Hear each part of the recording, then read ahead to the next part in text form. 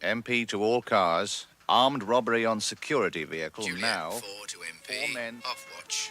Zulu 1 to MP. Disturbance in High Street. Gang of youths MP fighting to with Golf knives. 1-1. Request assistance, over. Suspects on premises now. Tango 1 to Tango 3. Can you assist vehicle heading your direction? Driver believed drunk in charge. Detective. Stories of crime and detection in London.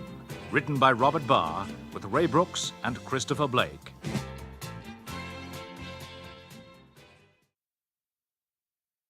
The Birthday Party.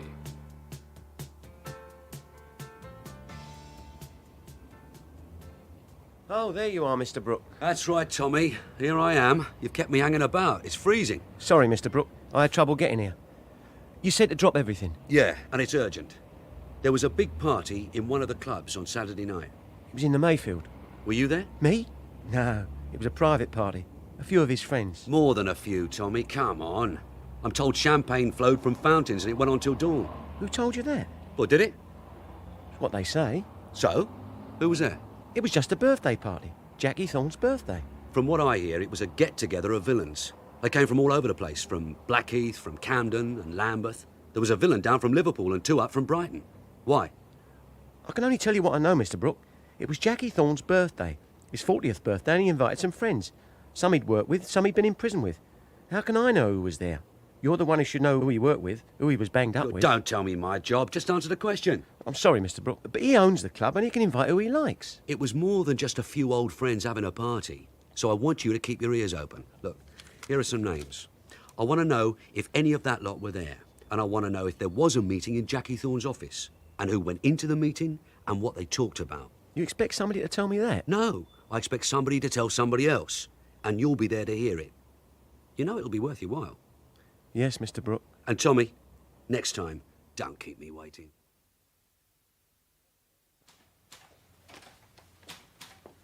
Come in, Dave. Did you find out who was there?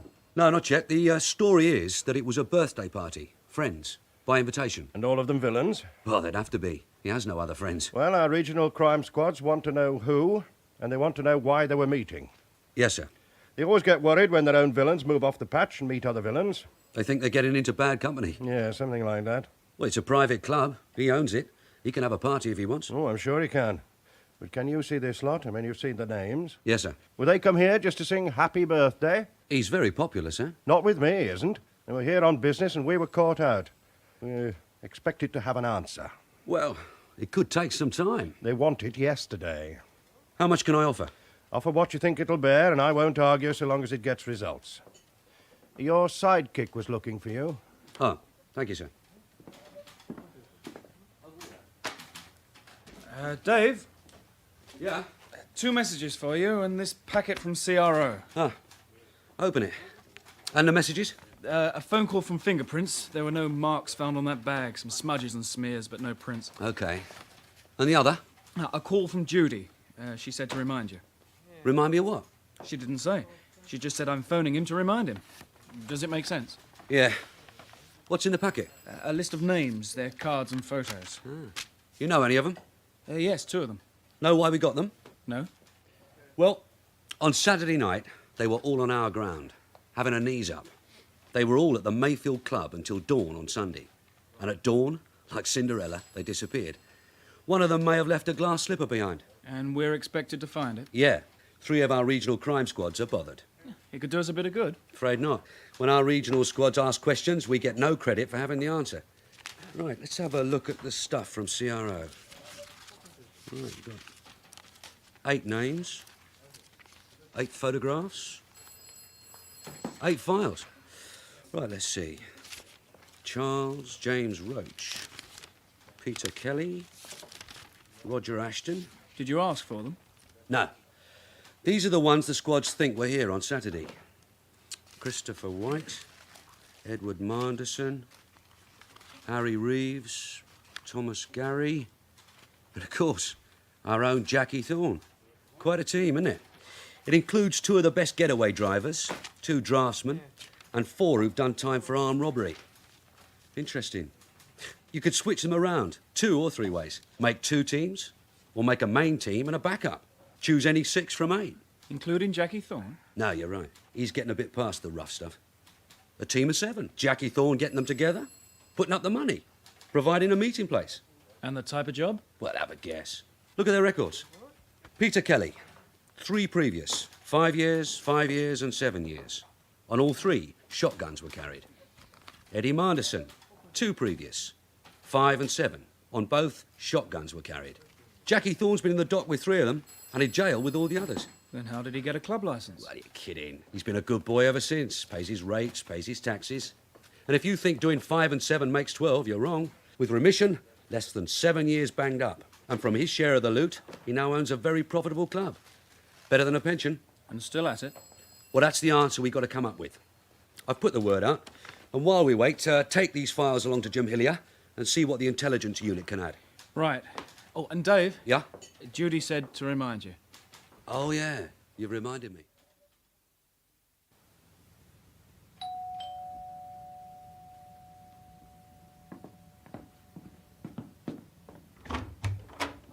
You did remember. Of course. Come in. Or did Max tell you I'd phoned? I did not forget. I was out most of the morning. There was no way I could phone you. But you remembered? That it's your day off and I'm taking you to lunch. That it's also your day off and we're spending it together. And I have drinks ready to celebrate. Here's to a long, long day. Thanks. Did I ever tell you how pretty you are? Twice. I phoned you this morning.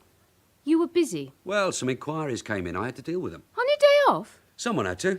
You may be the handsomest detective in London, love, but surely you can't be the only one. Well, Roach thinks I am. Inquiries from on high. But it's all organised now and I'm free. Cross your heart? Yeah. Then why did Mr. Roach phone here looking for you? When was this? 5 minutes ago. Do you always tell him when you're coming to see me? Well, I have to leave a number where I can be found. Well, he found you. Better get it over with, and if you break our date again, I'll kill you.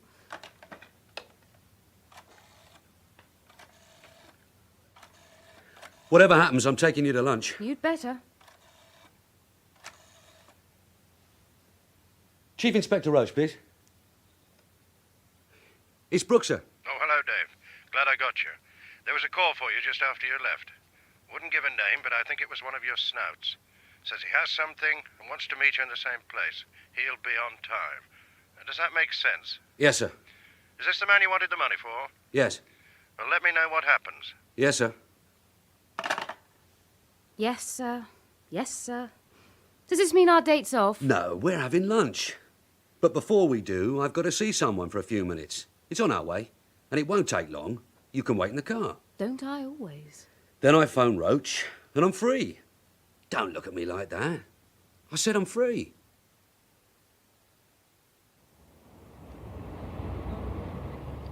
I didn't keep you waiting, Mr. Brook.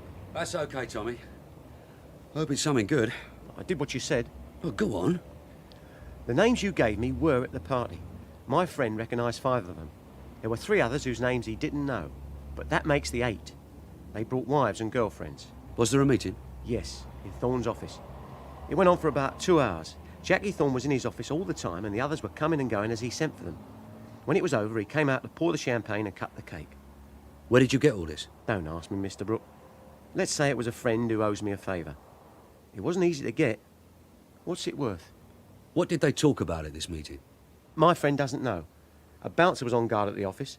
Only people Jackie asked for were let in. Well, if you don't know what they talked about, it's just a guest list. It isn't worth a tosser. It's what you asked, if these people were there. Well, what else? There is something. What? This is worth plenty, Mr. Brook. There was someone there who wasn't on your list. Who? Terry Neal. And he was in the meeting all the time, start to finish. Didn't show himself until the meeting was over and came out with Jackie Thorne singing Happy Birthday. Are they friends, Thorne and Neal? They used to be. But Terry Neal's been gone a long time. Lives down in Kent, they say. Big house, married well, kids at a posh school. Thanks, Tommy. Well, take this for the moment. 10? There'll be more. I'll speak to my governor and see what it'll bear. But I still want to know what they talked about.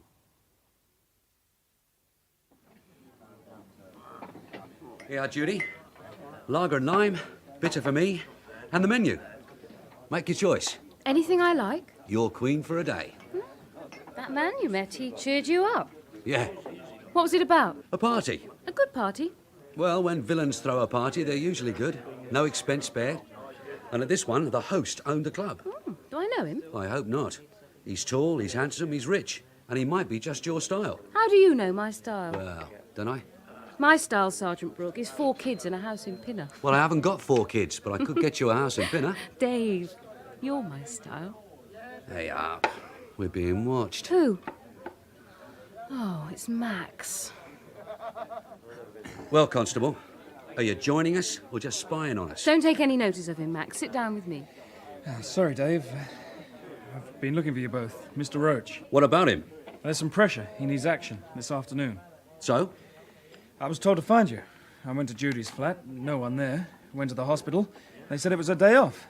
Went to the Swan. No luck. So I took a chance and came here. Just like a real detective. Don't listen to him, Max. What do you fancy? Pie and salad, ham and salad, lobster salad? What I really fancy is a large pint, if you'll excuse me. Of course. So it's your day off, is it? Judy, I thought we could get away somewhere they couldn't find us. But they always do. I must have a talk with him. He's still wet behind the ears. Don't stop blaming him. It's not him, it's you. When I was a DC, we learned the Nelson touch. We never tracked down our sergeant until he'd had his lunch. Or whatever he was having. Or whatever he was having. Well, you're not having it today, are you? He wants telling. Not in public, and here he comes. I brought halves to top you up, all right? Lager and lime and bitter. Cheers. Cheers. Cheers. All right. What are the orders from Genghis Khan? Mr. Roach, he says you've got to see Jackie Thorne now, and then go straight and see Mr. Neal. So I brought the files. So you brought the files? I suppose we have time to eat first? Yes, Sergeant.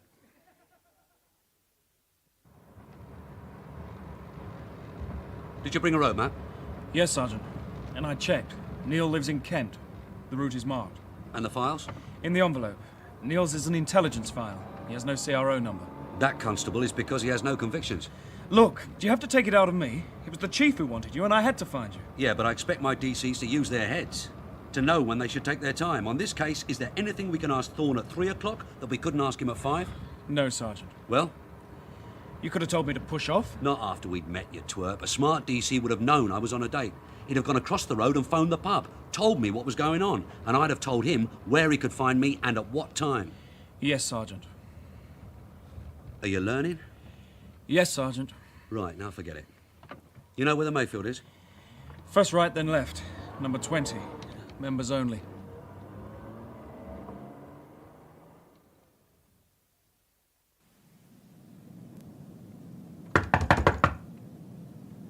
Give it a good thump. All right, now let you knock it down.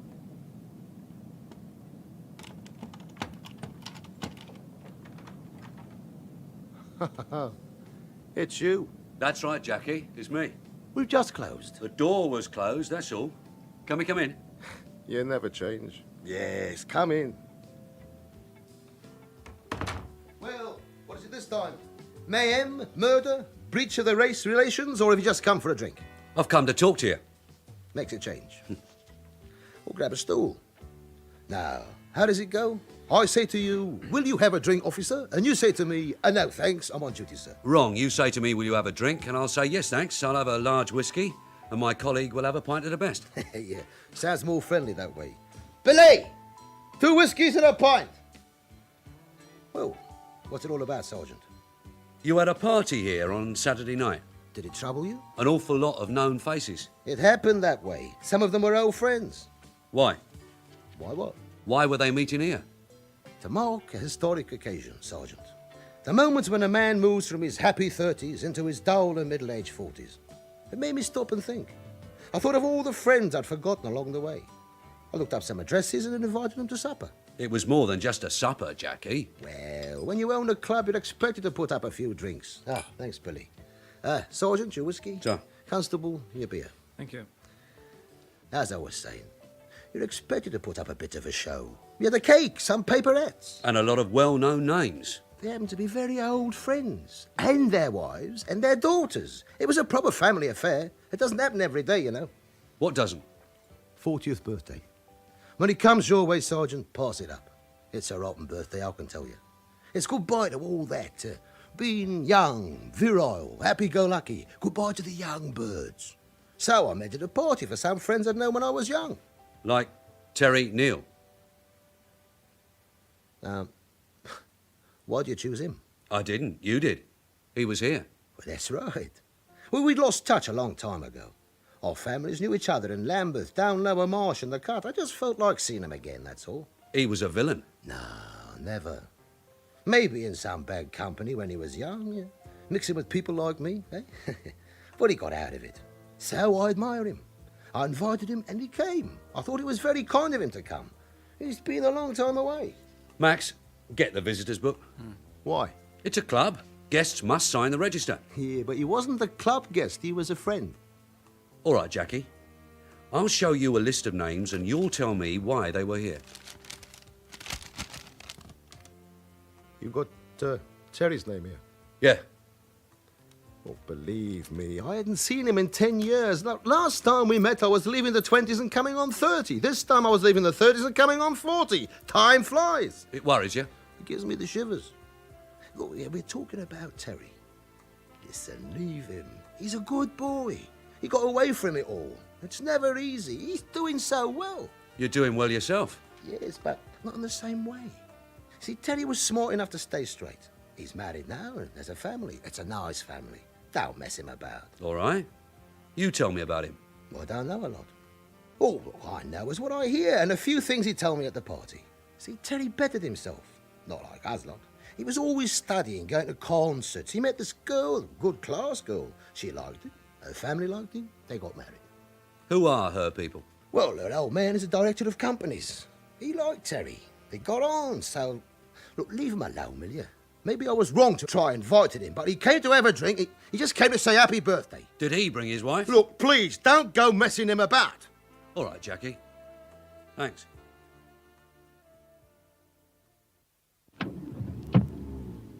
What now? Back to the station?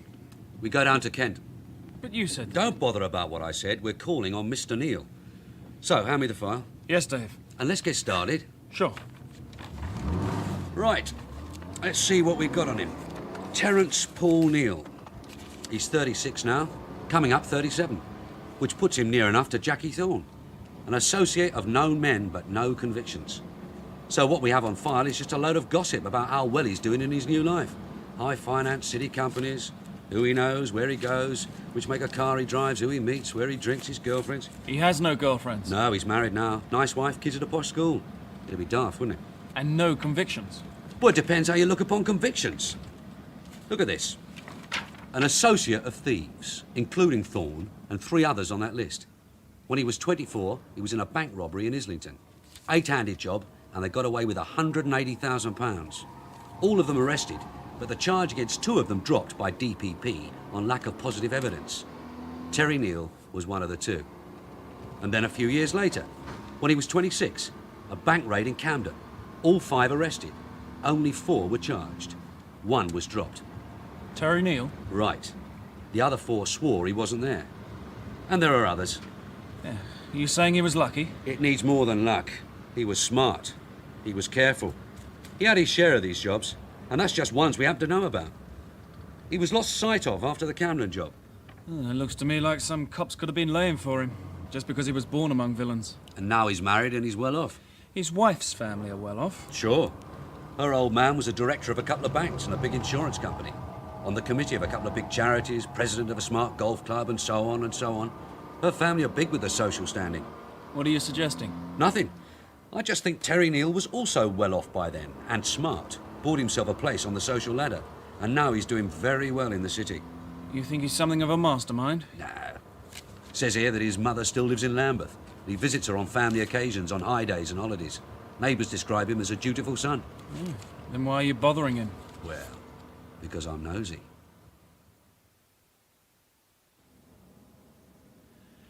Is this a place? Yeah, it's the place, all right. And over by the garage is White Rolls Corniche. Ooh, it's a very big house. Smart. Who rings the big brass bell? You or me? I'll do it.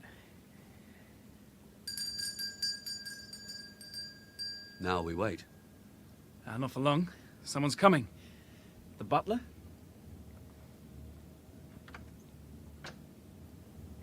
Yes? We would like to see Mr. Neal, please.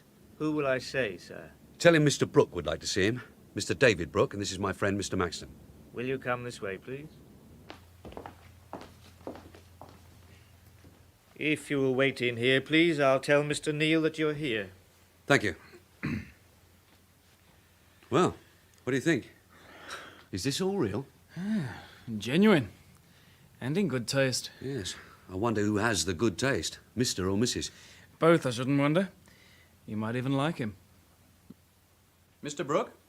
Yes. In fact, it's Detective Sergeant Brook, isn't it? Yes, sir. I take it you had a phone call this afternoon. I had, saying that you had decided not to trouble me. Well, these decisions are not mine, sir. This is my colleague, Detective Constable Maxton. I understand your visit has something to do with the guest list. Yes, sir. I'd like to show you a list of names and ask if all of them were at the Mayfield Club while you were there. It was a private party. Do the police now check guests at private parties? When there are so many known men gathered together. I'm sure you are aware of that, sir. Of course, you're right. I'd forgotten. May I see the list? Yes, sir. Here it is. You know why I was there? I'd like you to tell me. Of course. Well, there was a time when I lived near Jackie Thorne. Our families knew each other and we were friends. In fact, I was friends with 3 others on your list. Jackie wrote to me a week or so ago saying he now had a club and that he had his 40th birthday coming up. And he asked me if I'd join him for a drink. I said yes, because it gave me a chance of seeing him again and also to call my mother. This photo, is this your wife, sir? Yes. She's very pretty. Thank you. These your children? The 2 little girls? Yes. Were you surprised when you saw who the other guests at the party were? Yes, I was, rather. Annoyed? No, there was no reason to be annoyed. As I said, some of them I'd known at one time. Others were friends of Jackie's, and he was once a friend of mine. In fact, sir, Jackie Thorne and 3 of the others had spoken up for you in the matter of a happening in Camden Town. A bank. That is so, Sergeant, and they'd spoken the truth. I'm grateful to them, and I hadn't seen them since that time, so it was a chance to say thank you. I hadn't seen Jackie Thorne since then either. I was going to ask you, sir. What I was about to say, Sergeant, is it happens that my wife and her family know all about it, and knew all about it. I have no secrets from them. Neither have I any record of misdeeds, do I, Sergeant? No, sir. Also, many of my friends know about it, and some of them don't, because it's none of their business. Yes, sir. And I will add, if you will let me finish and be done with it, in my present life I have many very good friends. You could call them influential friends. Some in business, others in local committees. Friends at my club. Among them 3 MPs, 5 or 6 barristers, and 2 judges. Oh, I'm not saying this to impress you, Sergeant, but simply to point out that if you wish to take account of the past, you must also take account of the present. Yes, sir.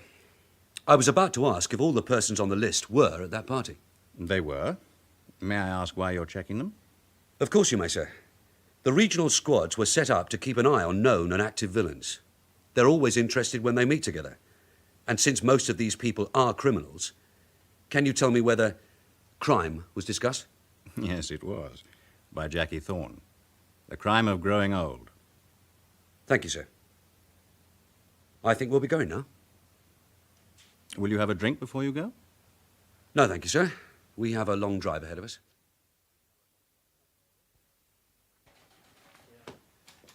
Come in, Dave. How did it go? Well, I saw Thorne, and then I saw Neal. And what did you think of him? Neal? As they said, he's got away from it all. Nice wife, nice family, nice house, nice life. How did he feel about you calling on him? He was pleasant enough.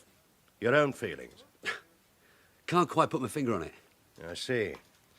Well, think on this. The regional squads weren't just tossing a coin when they lined up this lot. They're inquiring into a series of very big jobs.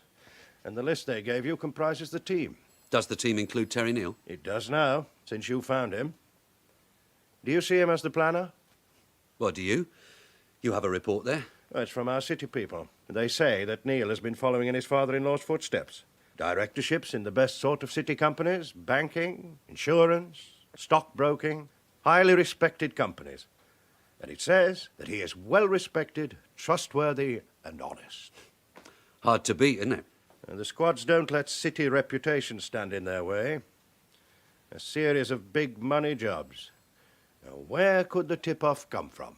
From the insurance people? He is big in insurance. And who knows best how to get big money away and into accounts in Luxembourg and Switzerland? A banker. And he is in banking. And for the lads who get a big share of the money and need good investments... He is in investment. Now do you see him as a planner? You said big jobs. How big? To date, £5 million. What, in cash? Always in cash. Cash from bank vaults, cash on the move. Which makes Neil our target. Yes. So take 3 of these names, Thorne, Manderson and Neil, and start on them.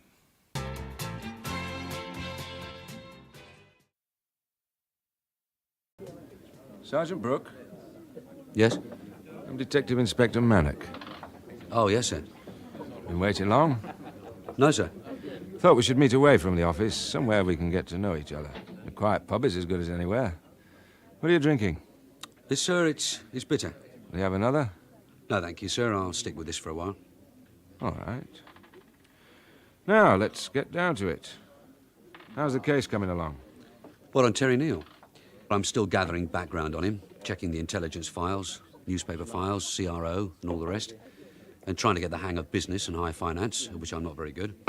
Well, I am, so we might make a team. Give it me from the beginning, will you? Excuse me, sir. What's your connection with the case? Didn't Mr. Roach tell you? No, sir. He just said you'd meet me here. I'm from the Regional Crime Squad, and I've come to talk with you about Neil. There are a dozen other angles on this case, but you and I are concerned with only one. So, from the beginning. Well, it began on Saturday. We had requests from 3 regional squads about men from their own patches who were meeting on our ground. I was given 8 names and asked to check if they had met here. They had. They met at the Mayfield Club. And the reason? It was said to be a birthday party thrown by one of the 8, Jackie Thorne, who owns the Mayfield. There was a party, but there was also a meeting in the club office that went on for 2 hours. It was attended in 1s or 2s by all of the 8, and also by a 9th man. Terry Neal. Yes, sir. His name puts a new light on the case. Was this your own information? No, sir. It came from one of my informants. Is it possible to meet him? Not possible, sir. Why not? I'd rather not, sir. Sergeant, very large sums of money are at stake. And it's quite a wrong idea that informants are personal property. It went out years ago. Not in divisional CID, sir. How much does your informant know about Terry Neal? What most other people seem to know, that he's been away from it all for a long time. In fact, some of his friends say he's always been straight. Do you believe him? Well, he's not been convicted, sir. True, but it's quite a record, isn't it? 3 arrests and no conviction. He was arrested with others for a bank raid, then for a security van hold-up, then for a second bank raid. In the first, his name was dropped from the charge sheet. Dropped, was it? It was struck out by the Public Prosecutor's Office on lack of positive evidence. You'd have to be careful about disputing it. Go on. Well, in the second, there was a challenge about identification. In the third, he was one of 5 pulled in. The other 4 swore that he wasn't there, that the police were framing him, and they had to drop it. And what do you think was happening? Maybe somebody was laying for him, fitting him up by association. What's on your mind, Sergeant? Nothing, sir. It was before my time, so I'm only saying what I've heard, or what I've read in the files. Well, let me tell you 2 things. The first is from your own report. The 4 men who swore he wasn't on that bank raid were all at that party. Strange, isn't it? They say he hadn't seen any of them in all that time, and that what they swore was true. Jackie Thorne, whose birthday party it was one of the men who helped to clear him. It was a chance to say thank you. After 10 years. You asked me what I heard about Neil. I'm telling you. Now, there's a second point. It's been known to us for some time that the 8 villains at that party have been engaged together in major crime, engaged in a series of very special crimes in which we were unable to get a line until you put Neil up. And that has shed a very bright light. Shed a light on what, sir? Forget what I've just said. Go on with what you were saying. What about Neil? Yes. Well, all the things we know about him seem to have happened in his 20s, and they seem to have happened because he was brought up in a pretty low-life part of London. But his family are said to have been respectable and decent. He still visits his mother in the old street. You believe all this? I'm telling you the story, sir. They say that he set out to better himself, studied, read books, went to concerts. And at one of the concerts, he met a girl. He was then 26. And that was the year of the Camden Bank job. They got 230,000. According to our files, he wasn't there. Do you want to hear the story or not, sir? I know the story. He met this girl at a concert. He was attending some study course. She was at London University. They fell for each other. They got married and lived happily ever after. They certainly lived comfortably ever after. He has a big house down in Kent, a pretty wife and 2 nice children. Why did you go to see him? Because he turned up at that party. And that, Sergeant, is precisely why we are interested. Now, will you have that beer? Yes, sir. It's bitter, isn't it? Sure you won't have a scotch? All right, sir. A scotch. 2 large whiskies, please. Yes, sir. Here you are. Oh, thank you, sir. Your scotch. Thank you. That girl he married. Her family were loaded. Well, they certainly had a lot of money. Cheers, sir. Cheers. But if what you're saying is true, Terry Neal would have been well in credit himself.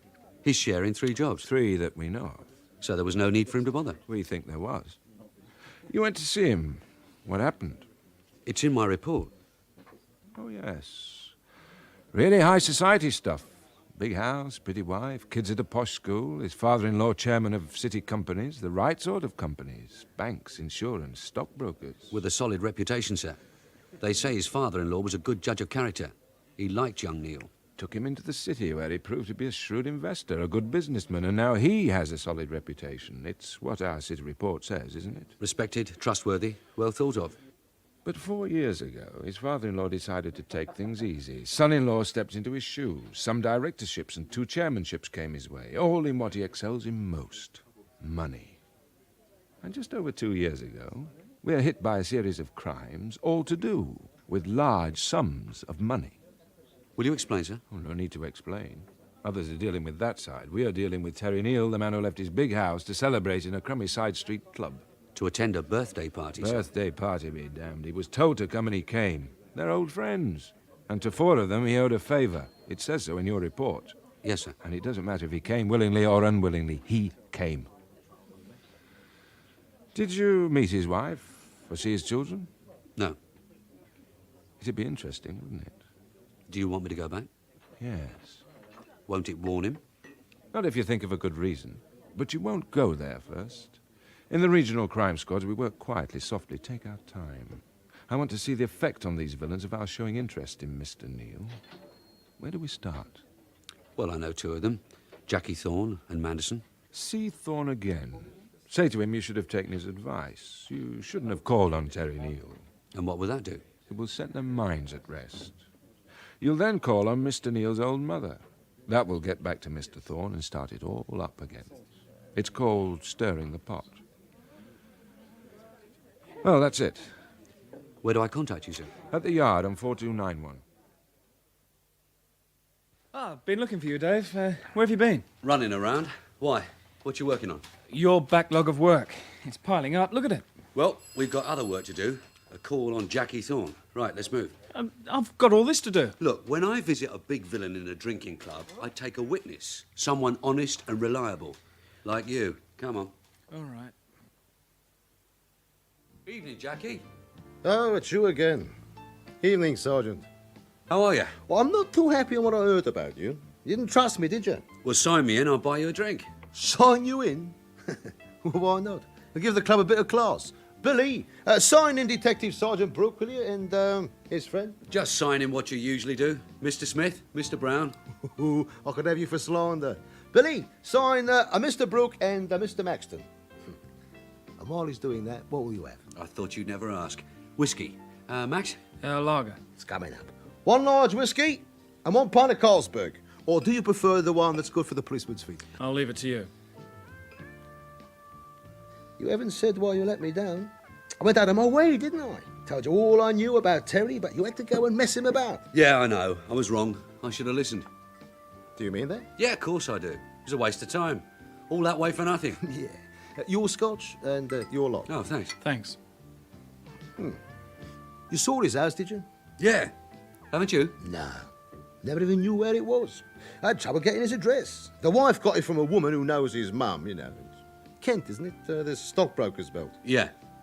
How did he take it? I mean, you going to see him. He didn't mind. But it was naughty not listening to me. Yeah, sure. You were right. So, cheers. Cheers. What did you come about? Well, that was it, to say I should have accepted your advice. I always help the law, you know that. You got a girlfriend? Yeah. Bring her here one evening. We can have a talk. Hey, that goes for your mate and his girl. A foursome. Well, it's an idea. I'll lay on a nice little meal and show your girls a good time. Yeah, well, we'll do that, Jackie. Yeah. You stay and have the other half? Is it time? Yeah, we should be going, Sergeant. OK, we go. Well, thanks, Jackie. Be seeing you. Sure. Anytime. Are you taking him up on that offer? About the free meal? Not on your life. Oh, Judy would like it, after she was stood up. We're not eating with someone like that. Back to the station. Yeah. Do you think he bought it? Yeah. He was weighing you up, throwing in a lot of questions. Yeah, I think he believed you. But he doesn't tell us anything, does it? He'd have done the same if his friend Neil was on the straight. Said the same things. What do you feel? Well, if Neil is on the straight, he's got a lot of muscle to defend himself. All that money, all these influential friends. I hope nobody puts their feet in it. I hope nobody puts your feet in it.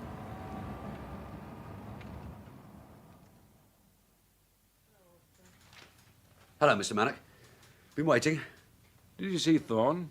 Yes, sir. How did it go? Well, I think he bought it. I've some news for you on the next step. No need for you to call on his mother. Our lads have nosed out that Neil calls on her from time to time to see she's all right. We have it from someone near to him that'll be going there on Friday. That's useful, isn't it? Yes, sir. He takes a taxi from his office, pays it off nearby, walks the rest, having a nostalgic look at the old streets. Well, the neighbours say he is a dutiful son. That may be. Anyway, he walks through the cut to his mother's house. You know where she is. Yes. What we think is best is that you show yourself around there on Friday. When he appears, you let him recognise you. Then you have a few casual and friendly words with him. Be seen talking to him, and be seen hanging round his mother's house waiting for him. It'll get back to Thorne, OK? Is there a briefing? It would help to know what Neil's up to. I can tell you what Thorne and his friends are up to. Whether Neil is part of it is something we have to find out. Maxton, you're in on this. Come over. Thank you, sir. Sit down. As you know, the regional squads were set up to take a long view of criminals engaged in major crime, especially of organised crime, where other detectives find it difficult to find a way in. We've been watching these men for more than 2 years. We saw them come together. We suspect that they're responsible for a series of major robberies. Let's be blunt about it. We have information that they are responsible, but information without evidence doesn't impress juries. What's Jackie Thorne's part in it? He's the one they all liaise through. He acts as the post office. All the orders and instructions go through his club. Eddie Manderson is the planner, the organiser. The others are the workers, the soldiers. Thorne is the second in command. He's the one they all trust. And he's the one who knows Terry Neal.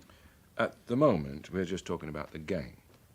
Over the past 2.5 years, there's been a series of jobs, all done with considerable speed, always for money, never less than $250,000.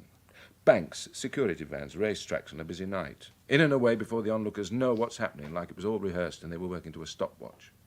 We calculate we've had £5 million to date. Oh, no need to whistle, Maxton. These days, $5 million lost over 2.5 years doesn't bring out the army. It's still a hell of a lot of money, sir. Yep. And our latest job was just 4 days before this so-called party. I'll mention the place and you'll know the job. A week ago Tuesday, Muswell Hill. Yes, security van. 6 men in 2 cars. They got £340,000. And nobody took much notice. It made the last edition of the evening papers, then it was forgotten, except by the insurance company and ourselves. And the lad who got clobbered. That was the day they clocked up the $5 million. 4 days later, they were having a party to read the annual report, to declare a dividend, and plan another successful year. It can't be easy putting that amount of money around. What would you do with it? Me? Let's ask Maxton. He's an ordinary sort of lad. Suddenly you're given a big bag of money. What do you do? I think I'd stick it under the bed, sir. No, they don't keep the loot for beer and backing horses anymore. They use it to buy a slice of the good life, and the people who sell the good life like to see checkbooks and credit cards, especially credit cards. I'd have to put it in the bank. Talking about a big share out, $250,000, $500,000. How then, sir? The answer to this has to be very sophisticated indeed. No longer do our really big villains have to sell hot money at a discount or hold it until the heat goes off. According to our advisors, it's stolen, it vanishes without trace, and it comes back clean and spendable. Do you know how? According to the financial experts, it goes out of the country as figures on a telex machine. All you need for this piece of abracadabra is a friendly foreigner with a genuine passport and a friendly merchant banker. And there are an awful lot of merchant and fringe banks in the city. Our Mr. Neal has an interest in 2 of them. You could investigate them? No. Not if they have a friendly foreigner. Any non-English person with a proper passport and an acceptable letter of credit can walk into any of our fringe banks with a suitcase full of dinar or francs or marks and ask for them to be banked, exchanged, or transferred to any other country. Even if the money's stuffed into a suitcase? Especially if it's stuffed into a suitcase. The bank will even count the money for him. He may have broken some other country's laws, even his own country's laws, by bringing the money here, but he hasn't broken ours. But for God's sake, I mean, why not? Because we are in need of foreign currency, and our banks want the business, and if you have any complaints, Sergeant, take them to the Treasury. They make the rules. Supposing the money in the suitcase is in pounds? It is then just a little bit more difficult, but not impossible, if you have the right friends. So, you will bump into Mr. Neal on Friday afternoon. He leaves his office in the city at 4:30. Yes, sir. Right, until then.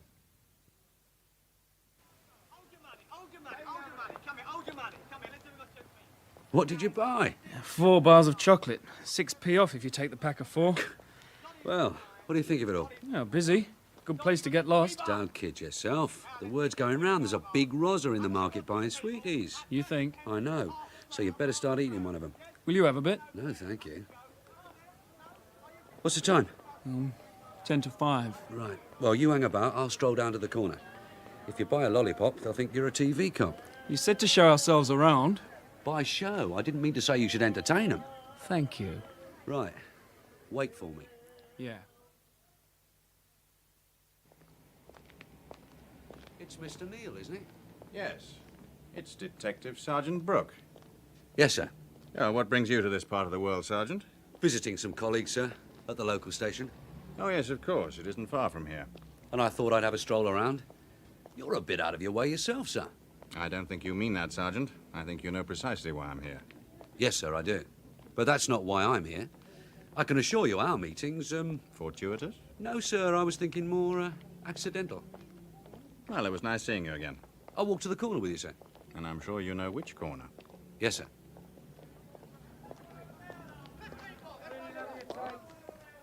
Well, goodbye, sir. Sergeant? Yes, sir? Have you been troubling my mother? No, sir. Not now or ever. Our meeting was accidental. Goodbye, Sergeant. You saw him? Yeah.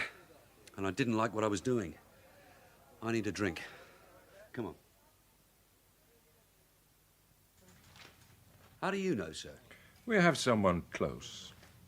It got back first to Manderson. Then he phoned it to Thorne. You should have heard what Thorne had to say about you. Yeah, I can guess. But how did you hear about it?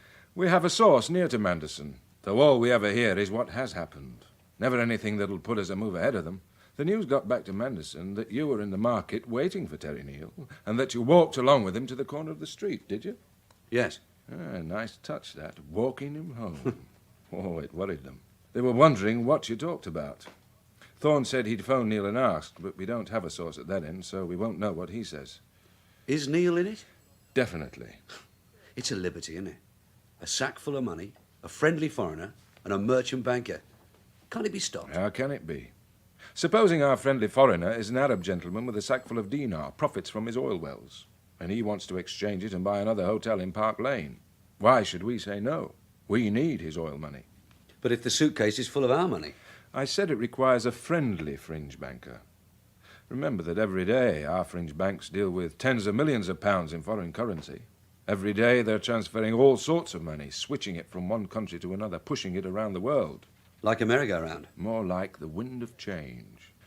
Money becomes a series of figures on a telex tape, and then it changes its form on the wind. Pounds change into francs on the Paris Bourse, to marks in Bonn, dollars on Wall Street, and somewhere along the line it changes back into sterling, and you can now bring it home. And since it's quite legal, we can't stop it? We can concern ourselves with the bit that isn't legal, the stealing and handling of it. I'm going to call on Mr. Neal in the city. He has a lot of influential friends, sir. If I feel he's slipping away from me, I'll make a phone call to you. I'll make one before he does. And you'll back me up by raiding the Mayfield Club. You get a search warrant now and be ready to raid and seize every scrap of paper and all the books as soon as I phone you. On the warrant, sir. What do I say we're looking for? You tell me. Stolen liquor? Good. That gives you the right to seize the books. It's Dave Brook, isn't it? Yes, sir. All right, Dave. Be ready for my call. Mr. Neal? Yes? I'm Detective Inspector Mannock. Sorry to call on you at your office. Oh, it's quite all right. I seem to be surrounded by policemen these past few days. Perhaps you can tell me why. Oh, do take a seat. Thank you, sir.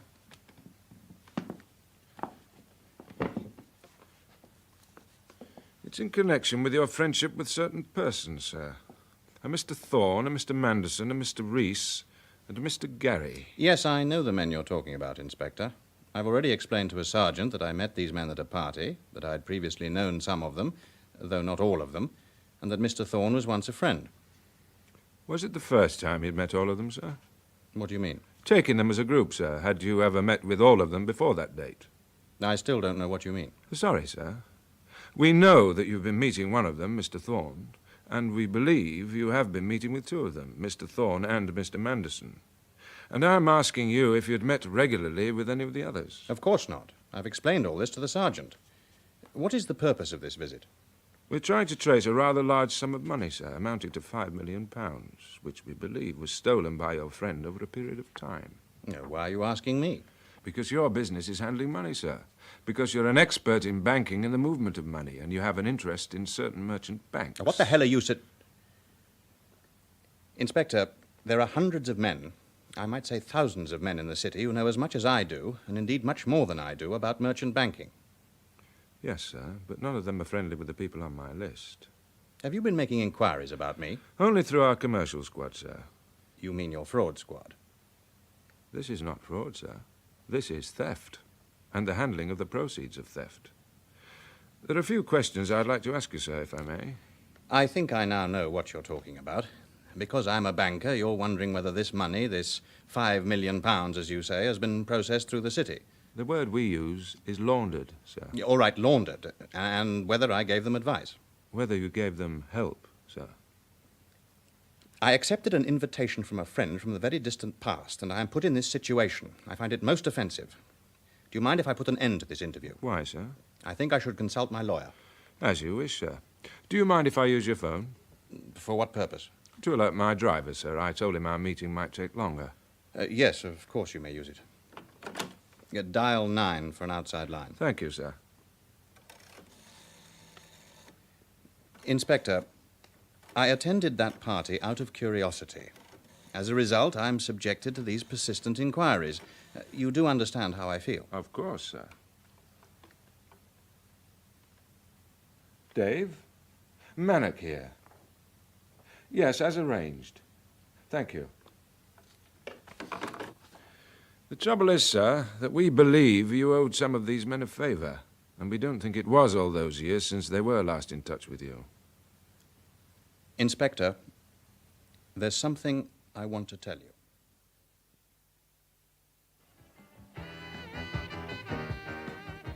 Mr. Thorne! Oh, it's you again, Sergeant. It's a bit early, isn't it? Yes, it is, Jackie. I want all your staff in this room. Look, what is this? We've got a search warrant. Here it is. Call all your people in here where I can see them. There's no justice. Billy, get Maisie and Bell and come out here. We've got visitors. Max, get the rest of the lads in. And turn that damn thing off, will you? Yes, Sergeant. Oh, I like that. The place sounds empty without it. It's going to be a lot emptier when we've finished. What are you looking for? A load of knocked-off liquor. That's what it is. You find nothing like that, Sergeant. All our stuff's straight from the wine merchant. You can see the crates. Yeah, sure. All right, lads, keep an eye on them. Max, Flynn, go through his accounts. Hey, wait. And I'll need the keys to your safe. What? The safe. I don't keep booze in the bloody safe. Flynn, talk to him. I don't have the keys. The wife has them. Search him. Oh, look, lay off, will you? Look, I want to see that warrant. I've got a right to. Sure, here you are. It says we are entitled to search for divers things, to wit, property. Keys of property. Come on, hand them over. They're round his neck. A lucky charm. Let's have them. Well, this is what you get for being nice to coppers. Max, open the safe. Catch.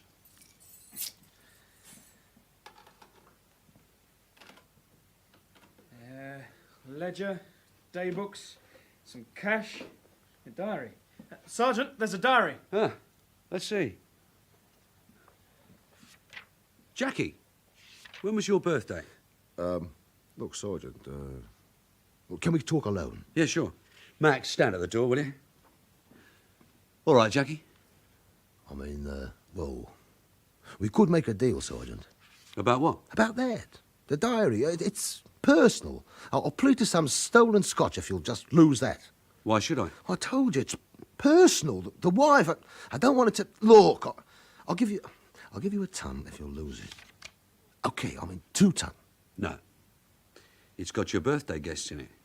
And it's got Manderson's phone number. And Terry Neal's phone number. Both home and office. It's got the days when you phoned him, when you met. And it's got some big numbers, too. These the amounts the lads got away with? Are these the dates? Oh, for God's sake, give me that. Yeah, these are the dates. Flynn, take him out. Look, I could do you a favour, Sergeant. All right, I'm going quietly. I'm an old man. Max, we guard this with our lives. It seems to be all written down, date by date. And it's all about the money and Mr. Neal. In that episode of Detective, The Birthday Party, Detective Sergeant Brook was Ray Brooks, Detective Constable Maxton, Christopher Blake, Chief Inspector Mannock, Morris Colborne, Thorne, Alan Lake, Neal, Tony Anholt, and Barman, Adrian Egan. Detective was written by Robert Barr and produced by Martin Fisher.